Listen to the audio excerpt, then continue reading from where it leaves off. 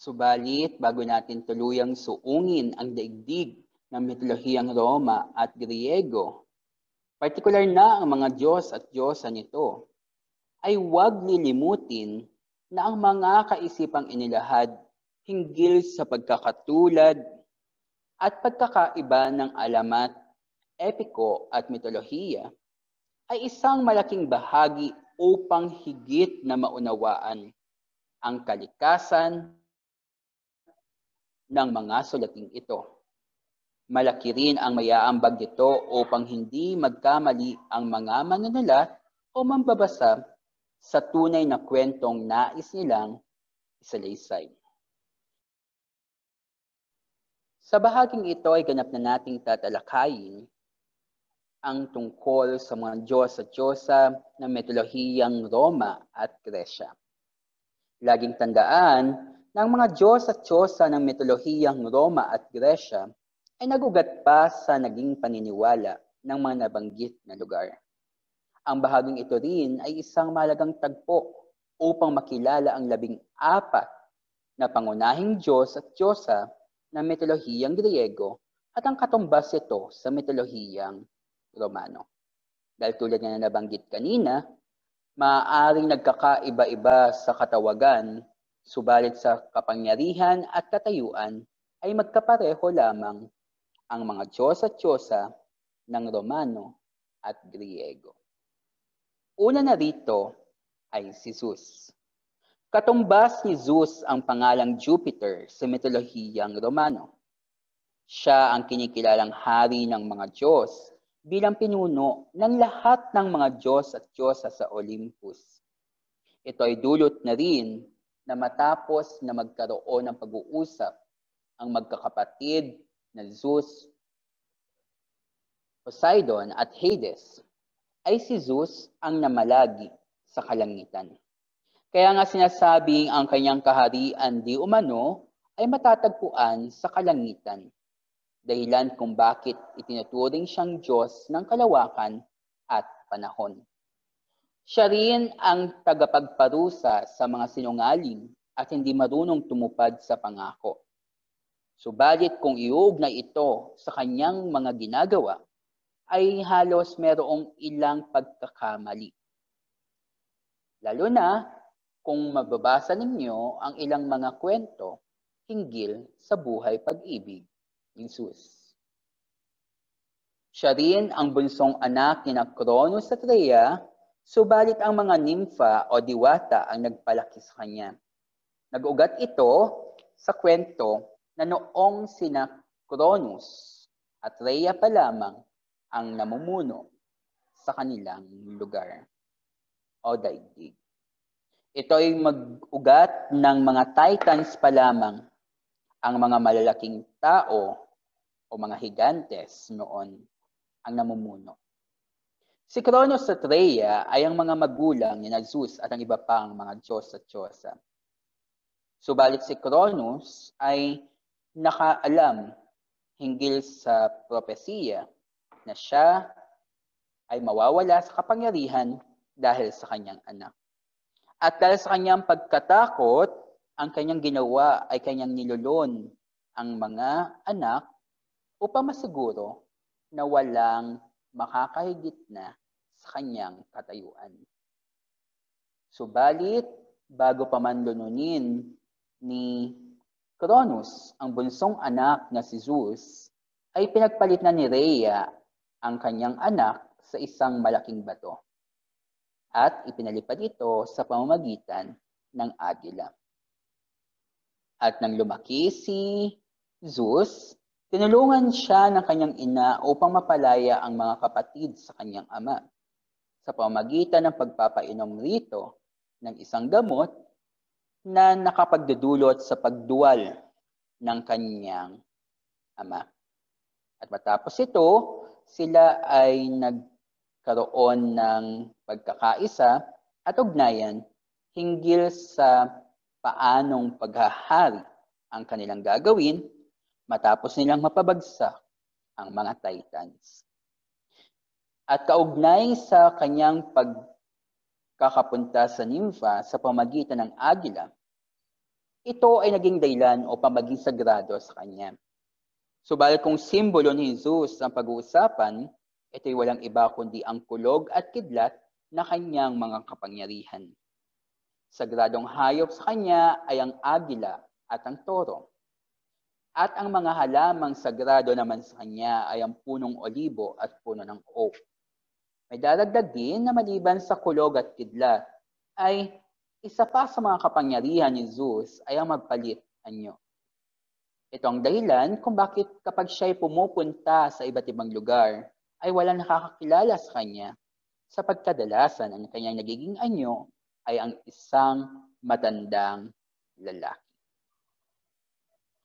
Sa kabilang banda, ay atin ang pag-uusapan si Poseidon. Katumbas ng pangalan Neptune, ang Poseidon sa mitolohiyang Romano. Ang kanyang kaharian di umano ay matatagpuan sa ilalim ng karagatan, dahilan kung bakit itinuturing siyang hari ng karagatan at ilog.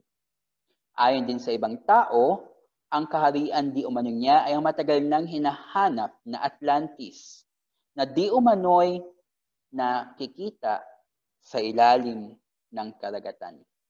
At matatagpuan din daw dito ang templo ni Poseidon. Ayon sa mitolohiya, tinatawag na Diyos ng lindol, pagkatayo at pagbaha si Poseidon dahil saklaw raw nito ng kanyang kapangyarihan. May dadagdag din na sa simpleng utos niya sa kanyang salapang at mga kabayo ay maaari nang magkaroon ng kaguluhan sa karagatan at sa kalupaan. Siya ay kapatid ni Zeus, subalit pumapangalawa lamang ito sa kadakilaan ng kanyang kapatid. At kaugnay naman sa kanyang mga simbolismo, ang kanyang salapang o trident na mismong armas ni Poseidon ang kanyang simbolo. Sagrado sa kanya ang kabayo at dolphin. Dahil nga sa kanyang kapangyarihan na sumasaklaw sa karagatan. At naniniwala ang ibang mga tao na sa utos ng kanyang mga kabayo ay kaya niyang magpasagawa ng lindol.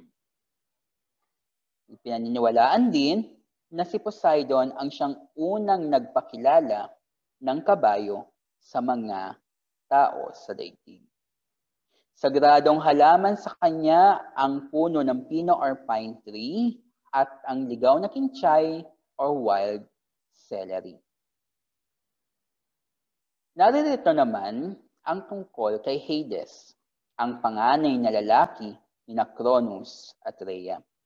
Ang Hades ay katumbas ng pangalang Pluto sa mitolohiyang Romano.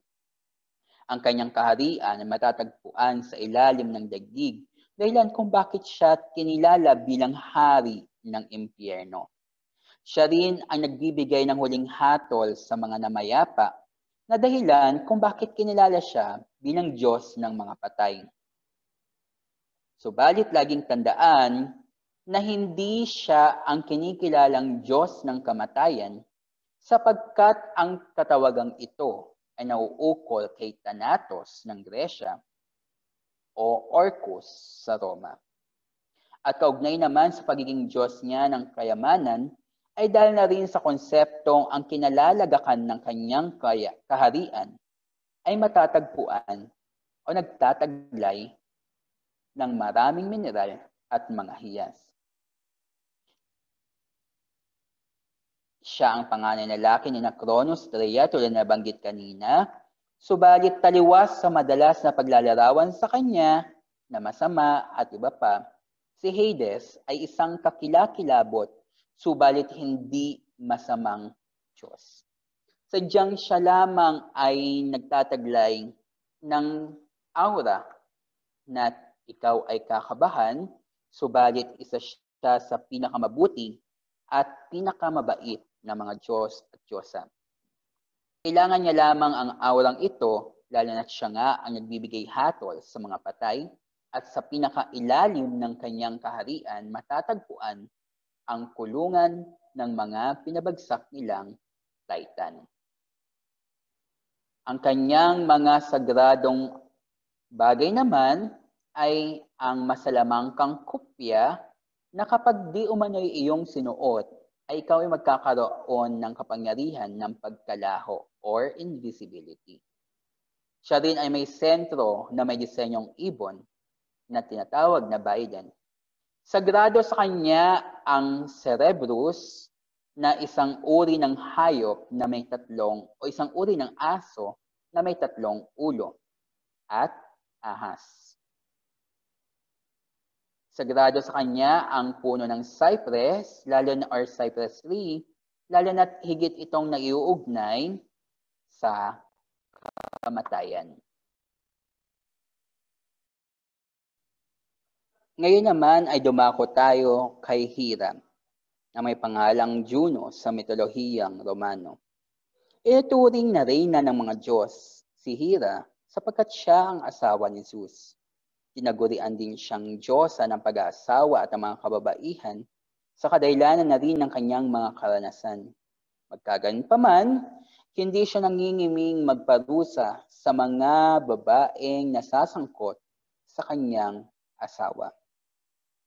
Noong magkaroon din ng pagtatalo sina Hera, Aphrodite at Athena, ay lumapit sila kay Paris na prinsipe ng Troy at nag-alay si Hera ng pamumuno di umano ni Paris sa Europa at Asia kapag siya ang pinili ni Paris bilang pinakamagandang Diyosa.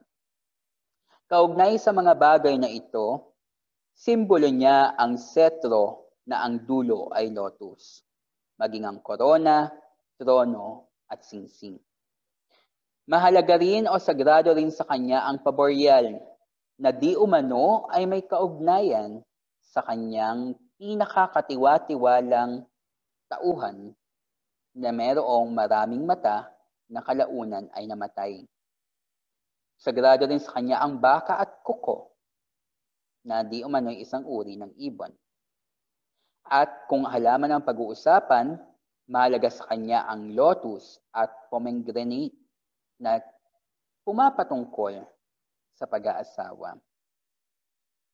Ngayon naman ay ating tuunan ng pansin si Aphrodite na tinatawag na Venus sa mitolohiyang Romano.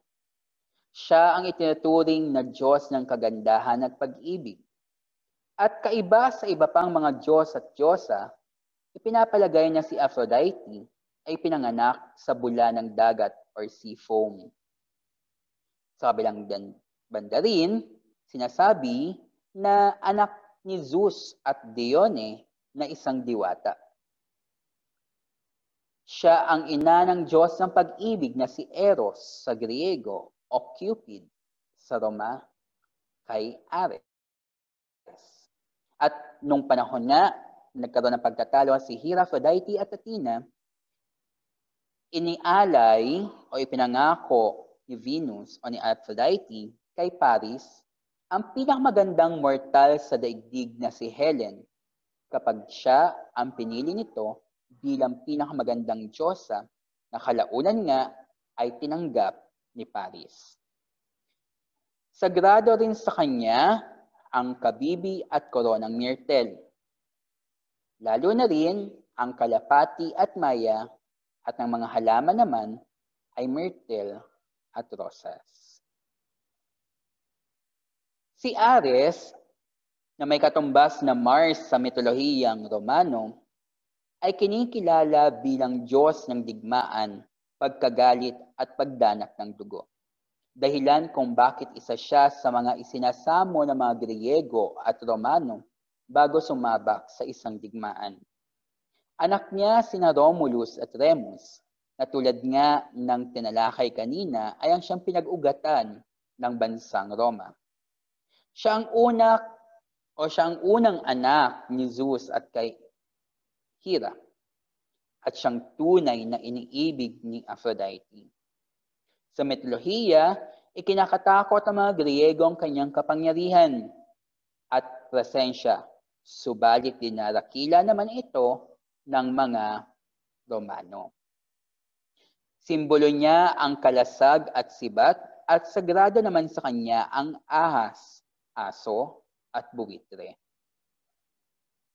Ngayon ay si Athena, na kilala rin sa tawag na Minerva sa mitolohiyang Romano. Ipinapalagay na siya ay naisilang sa pamamagitan ng paglitaw ni Athena sa ulo ni Zeus na malaki na at nakasuot ng baluti. Kinikilala siya bilang Diyos ng karunungan at digmaan, subalit higit siyang nauugnay sa katawagan sa Ingles na City Defender dahil sa kanyang labis sa pangangalaga sa nasasaklaw na lungsod o bayan, partikular na ang Athens. Dahil sa kanya ipinangalan ito matapos ang minsang pag-aagawa ni Athena at Poseidon na nauwi sa isang kompetisyon. Noong panahon ng kompetisyong iyon, sina Athena at Poseidon ay nag-alay ng iba't ibang bagay sa mga mamamayan ng Atenas. Ang ipinagkaloob ni Poseidon ay kabayo, samantalang si Athena ay punong olibo or olive tree. Ito ang dahilan kung bakit mas pinaboran ng mga tao si Athena. Dahil mas marami silang mapapakinabangan dito. Sa pagpapatuloy, nung panahon din na siya nakikipagtunggali sa kanila Hera at Aphrodite sa katawagang pinakamagandang Diyosa, ang kanya namang inialay kay Paris ay ang kapangyarihan na mapabagsak ang Gresya at ang karunungan. Subalit, ito nga ay tinanggihan ng prinsipe. Simbolo ni Athena ang kalasag na may imahe ng ulo ni Medusa, o kilala sa tawag na Aegis Shield. Ito ay sa kadahilanan na si Medusa ay isang magandang mortal, subalit nang lumabag ito sa lituntunin bilang alagad ng templo ni Athena ay sinumpa ito at ginamit niya ang imahe nito sa kanyang kalasag. Tandaan din na si Medusa ay may kapangyarihan ng sino mang titingin sa kanya o sumpa na sino mang titingin sa kanya ay magiging bato. Partikular na kapag ang tinitigan ay ang mga mata nito. Simbolo rin ni Athena ang sibat, baluti at kopya. Sagrado sa kanya ang kwago na kung bibigyan pansin ay sumisimbolo sa karunungan. At dahil nga sa naging kompetisyon nila ni Poseidon, kung halaman ng pag-uusapan ay sagrado naman ang punong olibo or olive tree. Sumunod ay si Hermes, na kilala sa pangalang Mercury sa mitolohiyang Romano. Siya ang tinuturing na mensahero ng mga Diyos. Dahilan kung bakit siya lamang ang malayang nakakalabas-pasok sa kaharian ni Hades at sa iba pang mga lugar. Kinikilala siya bilang Diyos ng paglalakbay, pangangalakal, siyensya, pagnanakaw, at panlilinlang. Dulot na rin ng kanyang mapaglarong katauhan at isinagawa sa buhay na minsang naging biktima ay si Apollo. At pagkaugnay lamang din sa binanggit kanina kung bakit siya lamang ang malaya nakakalabas-pasok sa kaharian ni Hades ay dahil kahit si Zeus na hari ng mga Diyos at Diyosa ay kailangan munang humingi ng pauntulot kay Hades bago ito makapunta roon. May dadagdag rin na si Hermes ay inatasan bilang tagapaghatid ng mga namayapa kay Hades. Kaya nga siya maaaring pumunta roon kahit sa anong oras o panahon. Siya ay anak ni Zeus at sa diwatang si Maya. At simbolo niya ang sandalyas at sombrerong may pakpak na nagiging dahilan kung bakit siya ay may kabilisan at nakakapunta kaagad sa kung saan-saan.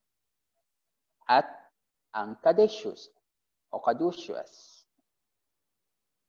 Ang caduceus, kung ano man ang bigkas rito, ay inilarawan na dalawang nakapulupot na ahas na may pakpak, kung saan ito rin ang ginagamit na simbolo ng medisina, lalo na't ang ahas ay nakapagdudulot di umano ng maraming bagay upang makapagpagaling ng sakit.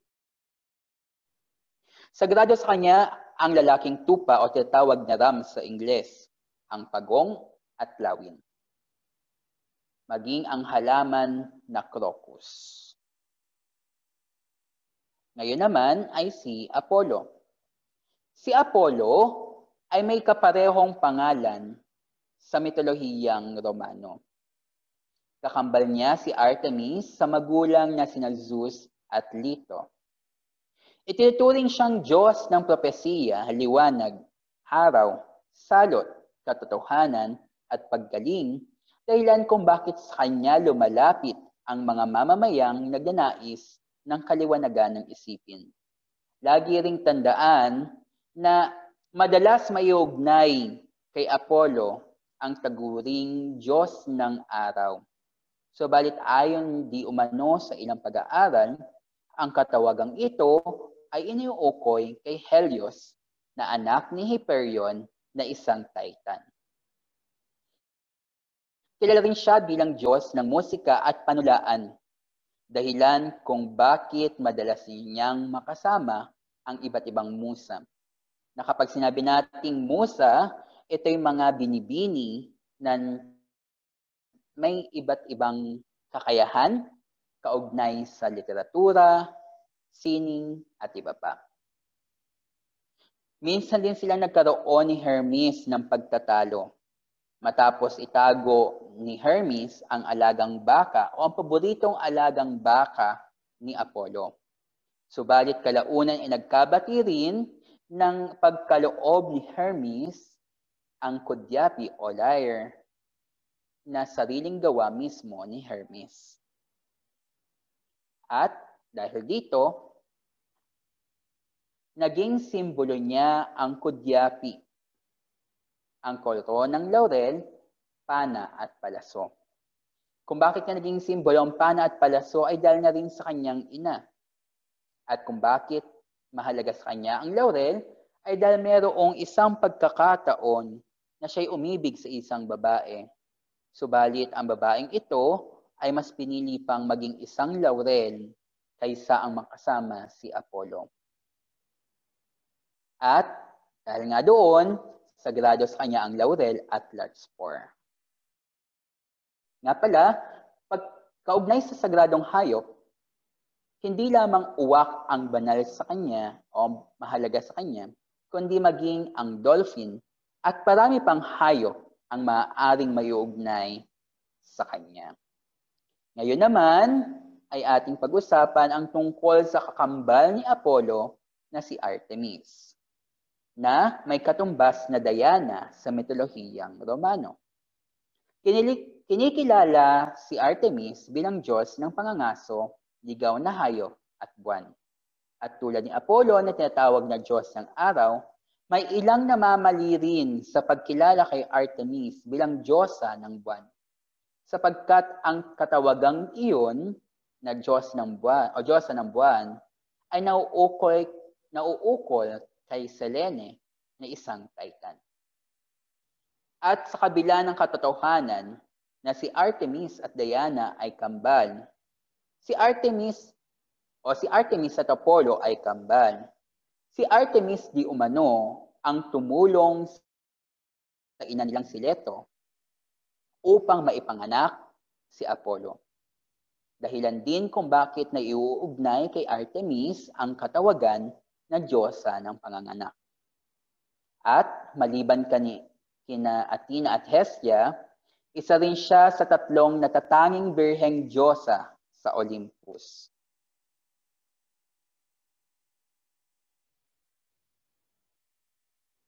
Sagrado sa kanya ang usa at oso at ang puno ng cypress, at simbolo niya rin ang pana at palaso.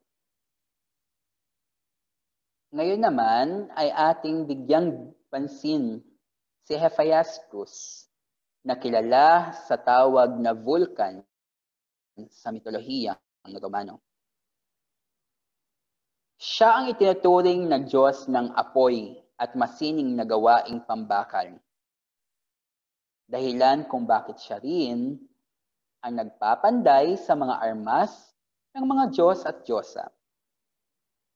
Sinasabi rin ng iba na siya ay tanging anak ni Hira, subalit dulot ng hindi kaaya-ayang itsura, itinakwil di umano ni Hira. Ayon sa iba pang salaysay, nagawa raw na makapaghiganti ni Hephaestus kay Hira sa pamamagitan ng paghahandog ng isang trono na kapag umupo ang Diyosa ay hindi na ito makakaalis doon, na nagkaroon lamang ng solusyon matapos tulungan o matapos gawa ng paraan ni Dionysus. Inalagaan at pinalaki ng magkapatid na diwata ng dagat na sina Thetis at Eurynome ng mahigit 9 na taon si Hephaestus matapos itakwil ni Hira. At upang magkaroon din ng kahit papaano'y kabutihang loob o yung tinatawag nating hindi na magkaroon ng digmaan sa pagitan ng mga Diyos at Diyosa dahil na rin sa pag-aagawa nila kay Aphrodite. Kaya ipinagkasundo ni Zeus na si Aphrodite ay makakasal kay Hephaestus. At dahil na rin sa kanyang katayuan, sinisimbolo niya ang martilyo, ang panipit or tong, at palihan or anvil, mga bagay na ginagamit sa pagpapanday. At sagrado sa kanya ang asno or donkey. Sumunod naman ay si Hestia. Katumbas ni Hestia sa mitolohiyang Romano, ang Vesta. Siyang kinikilalang diyosa ng apoy mula sa pugon o hort. Ang pugon, noong sinauna, ay kadalasang makikita sa gitna ng bahay na nilalagyan ng mga apoy at maaari ring paglutuan. At mula doon ay nabibigyan ng init ang buong tahanan. Kung saan, ang pugon na ito ang siyang sumisimbolo sa isang tahanan. Kaya naman hinirang din si Hestia bilang tagapangalaga ng tahanan. Siya ang panganay na anak ni Cronus at Rhea, subalit siya naman ang huli sa mga inilawa ni Cronus, matapos ang masaklap na kaganapan sa kanilang pamilya na tulad nga ng binanggit ko kanina. Ito ang dahilan kung bakit maaaring sabihin na si Hestia ay ang panganay at ang bunsong anak ni Cronus at Rhea. Depende na lamang sa kung anong sitwasyon ang pagbabatayan. At ang kanyang katayuan bilang Diyos ng Olympus ay kanyang ipinagkaloob o ibinigay kay Dionysus.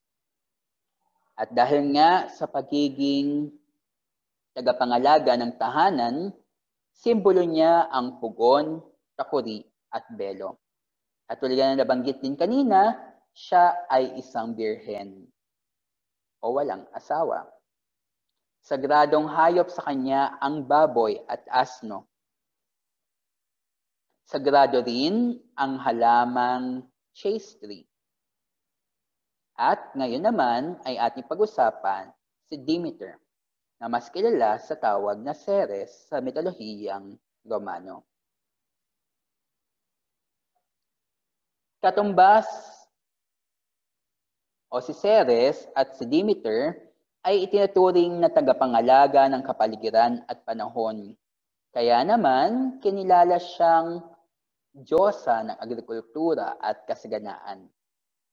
Inay siya ni Persephone na dinungkot ni Hades upang maging reyna. Subalit ang pagkawala ni Persephone kay Demeter, ang di umano'y naging dahilan kung bakit nagkaroon na 4 na uri ng panahon sa daigdig. Ito'y nag-ugat ng matapos masakop o matapos manakaw o madukot ni Hades si Persephone, ay labis na nalungkot si Demeter, kaya unti-unti ring nagsimatay ang mga halaman at hayop sa daigdig. At para lamang mahupa ito, ay kinausap mismo ni Zeus si Hades upang sa ganoon ay magkaroon ng panahon na kahit maikli lamang ay makasama ni Demeter ang anak. At dahil nga doon, nagugat ang 4 na panahon sa daigdig, kung bakit nagkakaroon ng summer, winter, autumn, and spring. Isa rin siya sa mga anak ni Cronus at Rhea. At tandaan din na dahil nga naiuugnay sa kanya ang mga halaman sa daigdig, siya ay may simbolong cornucopia o lagayang hugis sungay ng kambing. At naiuugnay din sa kanya ang bigkis ng trigo at karit or scythe. At tandaan din, sagrado sa kanya ang baboy at ahas, at kung halaman ng pag-uusapan, sagrado sa kanya ang trigo at mint.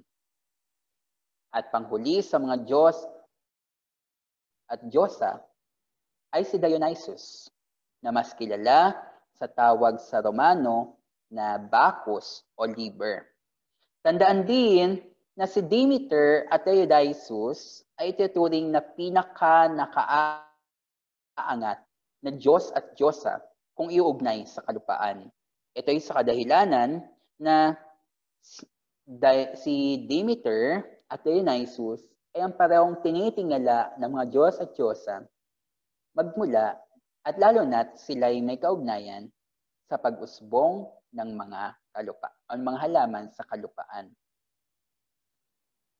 Dulot na rin ng personalidad ni Dionysus na masayahin, itinuturing na Diyos ng baging or vine, alak, kasiyahan, at lubos na kaligayahan siya.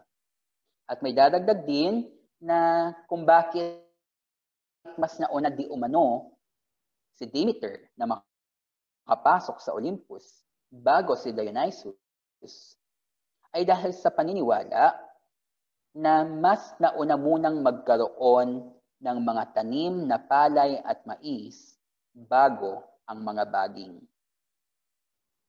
May dadagdag din na anak si Dionysus ni Zeus at ng isang mortal na si Semele ng Thebes, kung saan ay inilagay di umano ni Zeus si Dionysus na noon ay prematured na sanggol pa lamang sa binti ni Zeus. Matapos mamatay ang ina nito na si Semele dahil sa liwanag ni Zeus. Tandaan na ayon sa mga mitolohiya, hindi makikita ng mga mortal ang orihinal na anyo ng isang Diyos o Diyosa na hindi ito namamatay. At yun din ang naging dahilan kung bakit namatay si Semele. Subalit, bakit ba niya biglang hiniling kay Zeus na makita ang tunay na itsura nito? Ang dahilan ay dahil na rin sa panlilinlang ni Hera. Dahil hindi nga alam ni Semele ang tungkol doon sa binanggit ko kanina na kailangan muna nilang mamatay bago makita ang tunay na anyo ng Diyos o Diyosa, ay hiniling niya ito alinsunod sa hiling ni Hera. At tandaan, si Dionysus di umano ang huling Diyos na pumasok sa Olympus. At ang pagiging huling Diyos si Dionysus na pumasok sa Olympus ay simbolikal sapagkat ito rin ay nahahawig sa kaisipan na matagal nang may pagtatanim ng mga butil bago ang pagtatanim ng mga baging. Tulad ng binanggit ko kanina. At simbolo niya ang setro na ang dulo ay pine cone o tinatawag na thyrsus, basong pang-alak, koronang gawa sa ivy leaves, panther at ahas naman para sa hayop, at sagrado sa kanya ang ubas, ivy leaves, at bindweed, maging ang puno ng pino or pine tree. Ngayon naman ay kung bibigyan pansin natin ang naging pag-iibigan at kalagayan ng mga tauhan o yung mga Diyos at Diyosa sa mitolohiyang Griego at Romano, makikita natin na ang pinakaugat ay sina Kronos at Rhea na nagkaroon ng mga anak na sina Hades, Poseidon, Hestia, Demeter, Zeus, at Hera. Nakalaunan, mula kay Zeus at Hera ay nagkaroon din ng mga iba pang anak na siyang naging dahilan kung bakit nagkaroon ng mga karagdagang Diyos at Diyosa sa Olympus. Tandaan din na kung pakasusuriin, ang mga pangalan sa mitolohiyang Romano ay nakabatay sa tinatawag nating pangalan ng mga daigdig. Mercury para kay Hermes, Venus kay Aphrodite, Mars kay Ares, at marami pang iba. Sa lahat din ng ito, makikita natin ang mayamang kultura at paniniwala ng mga Romano at Griego, kung saan ay patuloy pa rin makikita ang templo ng kanilang mga pinaniniwalaang Diyos at Diyosa. Kapansin-pansin din ng kinikilalang Diyos at Diyosa sa mitolohiyang Griego at Romano ay nagtataglay rin ng ilang pag-uugali o katauhan ng isang tao, dahilan kung bakit tila hindi ito kapanipaniwala. Sa kabila ng lahat ng ito, lagi ring tandaan na bilang marangal at makataong mamamayan, mahalagang igalang natin ang kani-kanilang paniniwala. Gaano man kalaki ang kabiyahan nito sa ating paniniwala at pananaw. Ito ay isang paraan upang maipakita natin ang paggalang, hindi lamang sa kanilang kultura at kinagisnan, kundi lalong higit sa bawat mamamayan. Yun lamang at maraming salamat.